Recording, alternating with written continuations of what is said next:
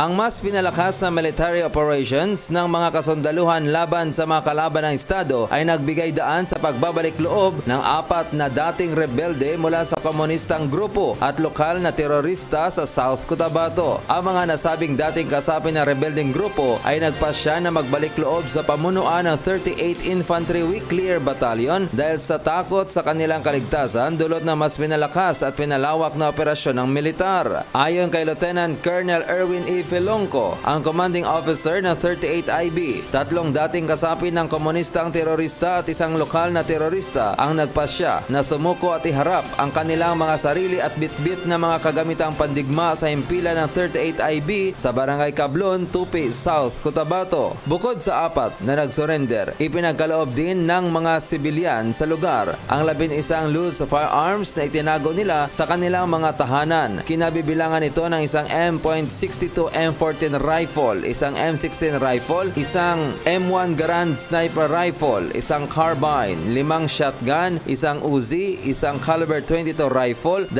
caliber 38 revolver pistol, isang pistol shotgun, isang M14 rifle at iba't ibang mga bala. Iprinisinta ni Lieutenant Colonel Filonco ang 4 na nagbalik loob kay Colonel Ronel R. Manalo, ang commander ng 1st Mechanized Brigade sa himpilan ng 38 IB. And unang-una sa lahat, yung 14 natin na nagsoli ng kanilang sariling paniniwala sa gobyerno, lalong-lalo na sa local government ng Polomolo, nagsoli ng tools of violence sa gobyerno through your army and the PNP. Maligayang-maligaya po ako bilang acting commander ng 1st Mechanized Brigade na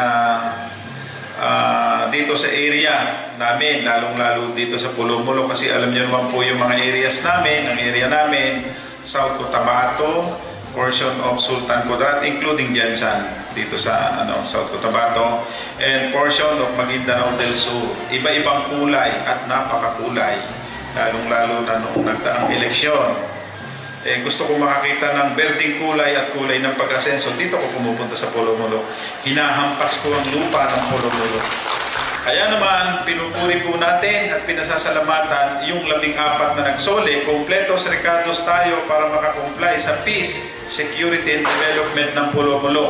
Ang nasabing seremonya ay dinaluhan ng mga lokal na opisyal tulad ni Miss Anisa A. Abubakar ng DSWD Region 12, Miss Marivic Tubo, representative mula sa LGU Polomolok, Honorable Reno Sobrepeña, kapitan ng Barangay Coronadal Proper, Polomolok, South Cotabato, at Police Lieutenant Colonel Harold V. Cornell, Chief of Police ng Polomolok Municipal Police Station. Ang mga surrendered personalities ay agad ding binigyan ng cash assistance at food packs mula sa DSWD Region 12 at mga local government units mula sa mga bayan ng Polomolok, Tantangan at Banga sa South Cotabato. Sa kanyang pahayag, sinabi naman ni Major General Donald M. Gumiran, Commander ng 6ID at JTFC, na ang tagumpay na ito ay bunga ng hindi matitinag na dedikasyon ng ating mga kasundaluhan na magsagawa ng mga operasyon na may layuning magbigay ng seguridad at kapayapaan sa ating mga komunidad. Anya, ang pagpapakita ng mga dating rebelde ng kanilang kagustuhang magbagong buhay ay nagpapatunay ng ating tagumpay hindi lamang sa laban sa terorismo kundi pati na rin sa pagpapaabot ng kapayapaan at pagkakaisa sa lahat na nais magbalik loob sa pamahalaan. Dagdag pa ng Division Commander na ang misyon ng mga kasundaluhan ay magpapatuloy katuwang ng mga lokal na pamahalaan at iba pang sektor sa pagpapalaganap ng pangmatagalang kapayapaan at kaayusan sa bahaging ito ng Mindanao. Naglilingkod sa sambayanan,